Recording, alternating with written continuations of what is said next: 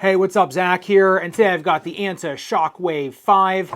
This has been one of the more requested shoes that I have done recently, so thank you to Famuji Sneaker for sending me a pair of these. Check out what Kyrie Irving is playing in currently. These are quite the departure from the Nike Kyrie line, which I think is really interesting. The differences in a lot of the shoe, uppers, midsole, outsole, a lot of differences. So I think there's a lot of things to look at as to why he gravitated toward this shoe versus some of the designs of his older ones.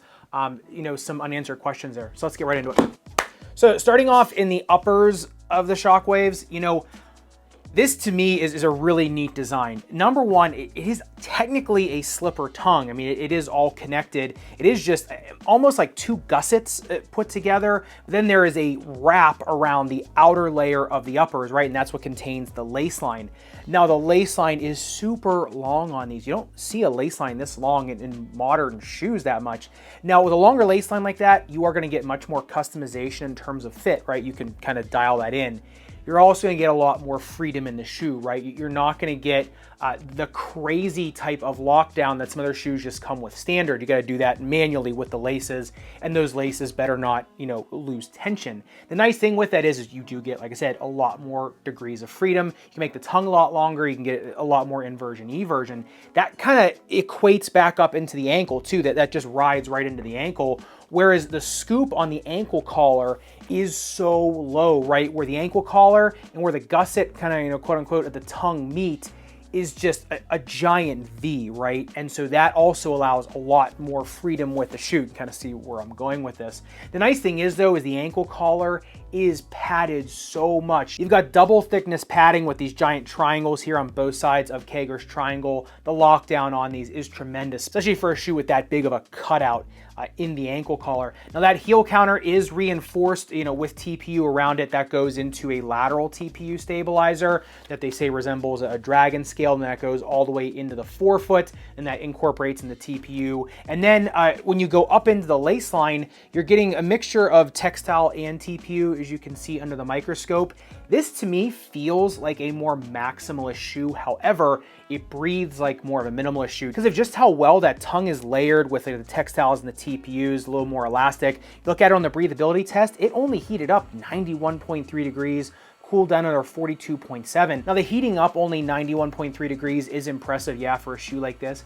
I think more impressive was the cool down. Typically, if it rises higher, it cools faster. If it doesn't rise that much, it doesn't cool that fast just because, the equilibrium with room air. However, because there is just so much breathing going on in the shoe of how open it is everywhere, it just gets down to room air temperature a lot faster. So these things just equalize a lot easier. Now, if you look at the upper durability test though, 10 seconds highest grit sandpaper, the burr does start to rub through that outer wrap. It does not get into that TPU and textile mesh. However, there is a pretty aggressive rubber coming up over the toe box on the medial side. So unless you are an extreme everter, I don't think it's gonna be a problem. And like I said, there is protection there. So I'd say you might start to scuff it a little bit, but I think the rubber is enough there to protect it pretty good. But getting into the midsole teardown, those of you that watch my channel a lot probably know what I'm gonna harp on this. This was got a double shank, which is my favorite thing on this planet. Number one, you've got a pretty long carbon fiber top-loaded shank, which is, that's a real performance type move there. Number two, you've got a bottom-loaded plastic shank. Now that goes all the way from the junction, not really the junction, the rear foot, the distal end of the rear foot though, all the way up into the forefoot. You can see it up here all the way into the toes. Now that's got some implications for performance, which we'll get into, both good and bad to be honest, but for a lot of purposes, very good. Now the next thing is you have an entire bed of thermoplastic foam, but with nitrogen infused into it. The stack on these, it's not that high, and the drop is not that high though, so these things sit pretty even. If you look at the bounce height test on this setup, 35 centimeters here in the heel, and then 44 centimeters here in the forefoot, which is interesting because the drop isn't all that much different. I think that, the ball bearing may have come close to the carbon fiber, and that maybe have deadened the bounce, whereas in the forefoot, it's just, all foam. There's a little bit of plastic down there. So, still a pretty decent setup in terms of bounce on this, and just the cantilevering, what you get from the carbon fiber as well as the plastic underneath of it. The launch capabilities of this too are really impressive, which we'll talk about soon. And speaking of that heel to toe drop, if you are looking, to see where all the heel to toe drops are on the shoes, that's one sheet to compare all of them to each other. I do have that as a basketball shoe guide, a printable guide down in the description below, where I have all the heel to toe drops on every them, all the weights of all the shoes in there, so you can quickly compare them. And getting into the outsole tread, sorry I didn't get a video of this before I went and played on them. I got a bunch of shoes that day and got excited and forgot, but it is a wave pattern with a little bit more of an arrow pattern as well, going from kind of the midfoot here into the rear foot.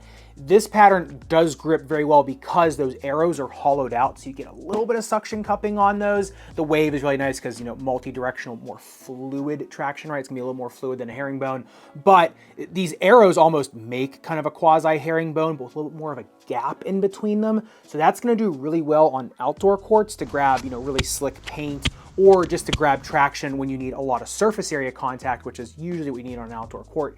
These still do perform pretty well on an indoor court. They do require a little bit of warming, and because there is plastic here in the forefoot under your big toe, you're not gonna feel that hardwood as much as others, but once it does get up to temperature, it is fine. And taking a look at the speed ratio, the Shock Wave 5s comes in at a 2.53, which I think is pretty good for the weight of the shoe. I just don't think you can overstate how good of a launch these have. Number one, nitrogen infused foam. It's gonna just have a lot of resiliency, a lot of air tension in it. Number two, carbon fiber that is top loaded is just gonna be a beast. Number three, that plastic shank that goes all the way into the forefoot. You're getting diving board effect and cantilevering all the way to where your metatarsal heads bend, right? So you're not just getting the bending here and the snap in the middle of the shoe, you're getting up here in the forefoot. You're getting a lot of tension up there and a lot of potential energy up into the forefoot. So whether you're going for rebounds, whether you're trying to launch off that first step, going coast to coast, whatever, this shoe just wants to snap, right? That's the kind of the best part of it. The other great part about the outsole tread, though, is just looking at that specifically, is on the outsole durability test, 10 seconds highest grit sandpaper. I mean, basically the burr just cleans off the tread that I got dirty. But remember, this tread is kind of more meant for durability. It's meant, they say, to resist cement courts or outdoor asphalt or concrete courts. And I found that to be much the case. These things were amazing on outdoor courts, both with grip, but also with resiliency, because, the flange on these is mostly made of outsole rubber, and that outsole rubber is so tough. You are going to get a very durable flange and a very aggressive flange. So if you are moving side to side and cutting really hard, even though the shoe is pretty streamlined, it is, a little more hot dog shape, gets up and down the court pretty easy, it still does have enough kind of grip and grit to it to move side to side really aggressively as well. And getting into the fit of the fives, they do fit just a hair long.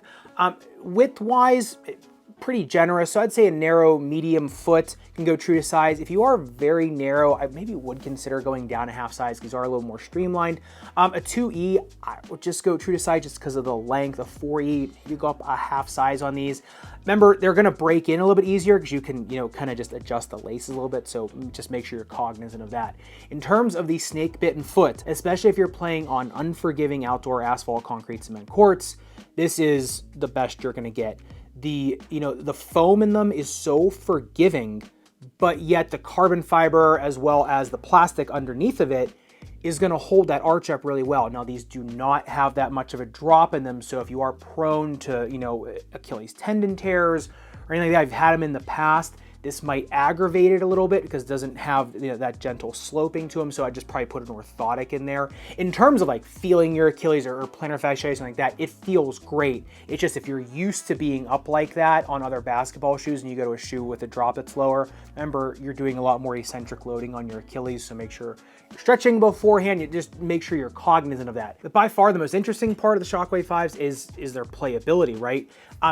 I personally found these to be much better for me than a lot of other Kyrie models that have come out recently, just because I like the protection that these provide. I like the performance that they give. I like a little bit of a boost they give, especially on unforgiving courts, because I play outdoors a lot, right? Like when I'm filming, I don't like to be around a lot of other people because I don't want to bother people, right? So a lot of times I'll go on an indoor court, just test them, but I won't shoot because there's people around. I just don't want to do that. And then I end up on outdoor courts to do a lot of these videos. And so I end up on these really unforgiving surfaces. And so I find these to be really, really nice. Definitely one of the best outdoor shoes of the year. The thing that I don't understand about it is that Kyrie's older model shoes were all about feel, right? They were super buttery shoes. These are more like performance, diving board effect type shoes, right? And people are gonna love that, right? It's just, I think that people that are used to older Kyrie shoes going into these, it's going to be a little bit of a different feel, right? The court feel just isn't as intimate as some of the older Kyrie models, but the performance to me is just a little bit better. You're getting a little bit more out of these. The build quality of these is just off the charts. I mean, the materials that they use are just phenomenal. I mean, Anta's known for that. I mean, the KT line, right? The KT7s, KT8s, and I'm sure the KT9s are just, you know, absolute armored tanks, right? So Anta knows how to put good materials in shoes. This is no different. And I think the one thing that is a lot similar to these from the Kyries is the degrees of freedom you get in the ankle, right? The ankle collar being swooped so low in there. You can really get shifty in these if you want, plus that flange being so aggressive. You can grab traction anywhere you want. And so that's similar to the Kyrie line, whereas the ankle collar on those is just soft, so you could just move around, whereas these a little more strategic. So I do think the next iteration of his shoes on these probably gonna be a little bit different. I think the performance in these is just off the charts. Anywhere from a really shifty guard all the way to a center, I think can use these, especially if you want something a little bit lower to the ground as a center. I think you can use these to kind of run the gambit, especially for outdoor players. And like I said, for me, I like them more than the Kyrie line, but I really want to hear what you have to say about them, kind of what your thoughts are, especially if you are someone that really likes that older Kyrie model and have gone to these, just kind of what you think down below, just because I think opinions are going to be mixed on them in terms of, do they feel like an old Kyrie shoe? Because like I said, they have some of the same characteristics, just some others are completely different. So love to hear your thoughts down below, good, bad, or indifferent. And if you want to see the shoe that a lot of people are saying is kind of like the next generation of Kyrie from Nike, the Sabrina 1's going to the knife, make sure you click into this video up above and subscribe down below. Respect your rubber and foam. I'll see you somewhere in the Sneakerverse.